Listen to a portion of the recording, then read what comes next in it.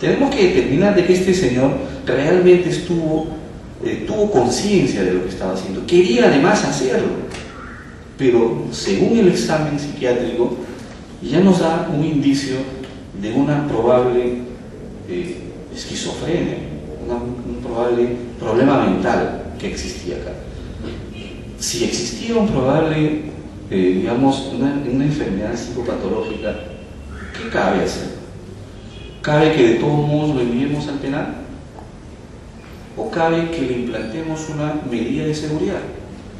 A efectos de que vía tratamiento médico especializado este señor recupere sus facultades mentales y pueda ser reinsertado en la sociedad. Ese es nuestro gran dilema. Yo considero que con esta pericia médica no debió aplicarse una pena privativa de libertad. Considero que sí existen elementos suficientes. ¿Por qué? Porque incluso lo ponen como punto de discusión. Le pone como punto de discusión que el examinado es una persona con características de sufrir trastorno de personalidad de tipo esquizoide, situación que a los sujetos afectados con este tipo de patología los convierte en elementos aplanados emocionalmente, de escasos amigos, solitarios y susceptibles de eclosionar cuadros micropsicóticos en caso de someterse a situaciones. Pero sin embargo aquí además agregan, se considera los antecedentes personales observan que no existen evidencias de haber tenido comportamientos similares. Pero no hay necesidad de que exista un antecedente para poder decir que esta persona sufre de un trastorno psicopatológico, que le altera la conciencia y que por tanto alterándose la conciencia no se da cuenta de lo que está haciendo. ¿Por qué? Porque la reacción posterior al homicidio propiamente dicho es reaccionar sexualmente. Y esa es una conducta extraña, esa conducta no la tenemos quienes, entre comillas, somos normales o nos consideramos normales dentro de nuestra sociedad. Entonces, por esas evidencias que se dan ya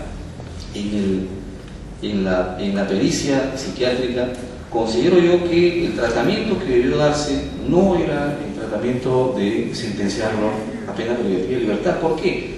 Porque internándolo al penal no vamos a lograr uno de los fines del derecho penal.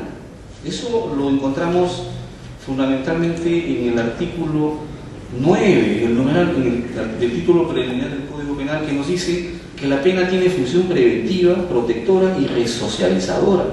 Las medidas de seguridad persiguen fines de curación, tutela y rehabilitación. En este caso, debíamos aplicar una medida de seguridad. ¿Con qué? Con fines de curar a este señor, de recuperar su estado mental y de ser tratado debidamente para efectos de que pueda tranquilamente transitar por los sitios que la propia ley nos establece como válidos, como normales, que no transgreden ninguna norma jurídica.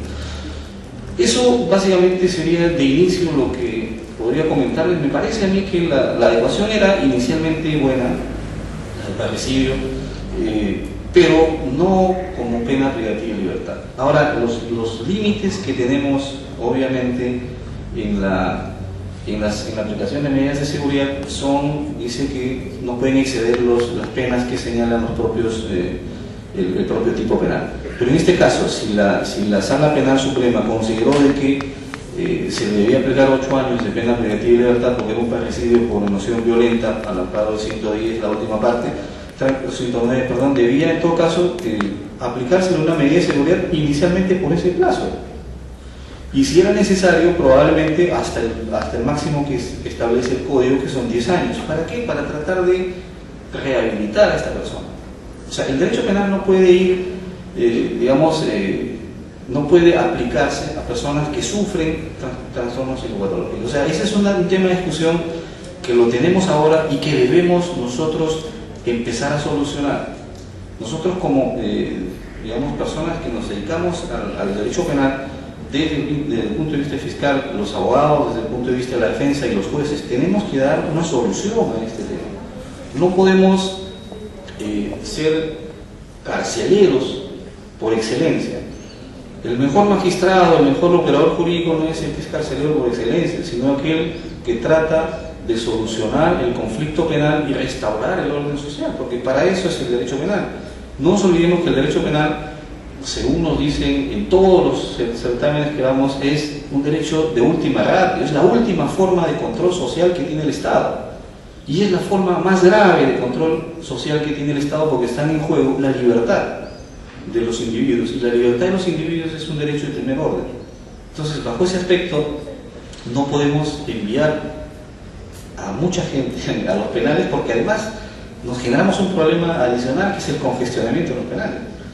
Y nos generamos un tema de que el Estado no puede responder a su propia sociedad simplemente internándolos y no dándoles un tratamiento para reinsertarlos a la sociedad. Y nos vamos a ver con problemas que no son de materia de esta discusión, pero que posteriormente, ¿qué pasa cuando salen los internos que han sido sentenciados? ¿Alguna de las empresas de nuestro medio les da trabajo para que puedan resocializarse, reinsertarse a la sociedad? Ninguna. Por el contrario, dice, no, tú has salido del penal. Entonces, si ya salió del penal, tienes tu estigma y no puedes salir de ser. ¿A qué tiene que dedicarse esa persona? Continuar en el evento delictivo. O vender caramelos. O vender caramelos. Y encima sacarse y decir, acabo de salir del Lurigancho, estoy acá, y venden los caramelos y se suben a los micros. ¿Y quiénes sufrimos con eso? Sufrimos quienes utilizamos los micros. ¿Por qué? Porque a veces nos vemos obligados y coaccionados a sacar un sol y comprarle bajo, digamos, por el temor que nos da de que esa persona nos pueda hacer algo en el micro. O sea, la sociedad tenemos que responder coherentemente.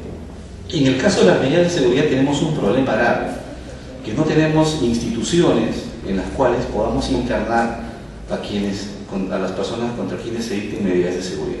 Me dice el doctor Señas, me acaba de contar, que existe una persona que ha sido declarada inimputable desde el inicio del juicio y que está internada en el penal de Milagro. Yo no sabía eso. Y que obviamente esa persona debía estar en el hospital psiquiátrico de Víctor Largo Herrera, en Lima, pero no tienen cupo. O sea, ¿cómo responde el Estado?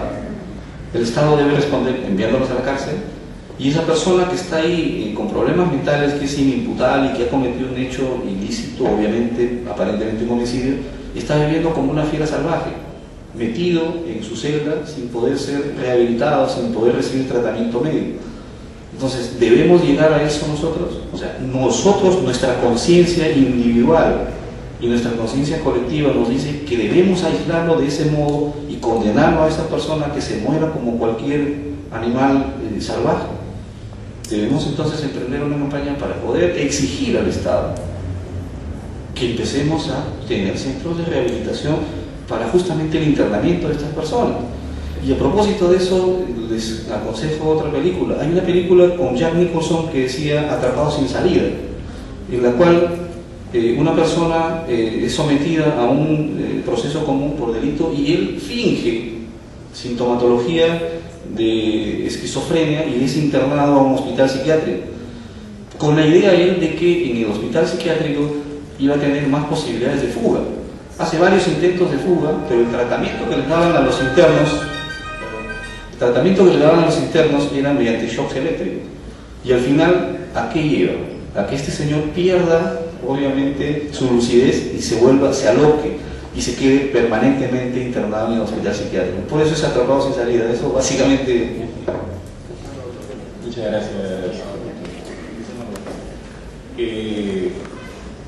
Su intervención me hacía recordar pues, de la necesidad de la integración, ¿no?, del derecho penal, no solamente con la ciencia penal, sino con las otras disciplinas que contribuyen al conocimiento, ¿no?, de las conductas delictivas, ¿no?, y tomar las medidas adecuadas, y concretamente pues, la política criminal, ¿no?, y la criminología, los aportes, los conocimientos de la criminología sobre las causas que motivan la conducta delictiva, ¿no?, y de las medidas de aplicación para que esas conductas pues, tengan un tratamiento adecuado, ¿no?, a través del respeto de su dignidad y sus derechos, ¿no? Eso es el derecho penal, ¿no? O sea, una integración de las tres ciencias.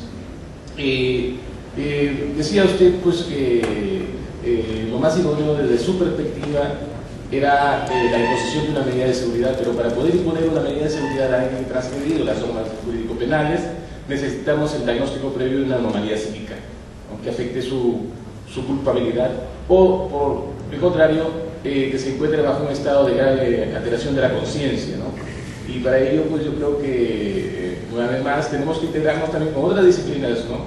Me refiero a la criminología, con la psicología, con la psiquiatría, con la neuropsicología, con la neuropsiquiatría, la neurobiología, para saber si es que la persona en realidad pues está afectada en su capacidad de culpabilidad.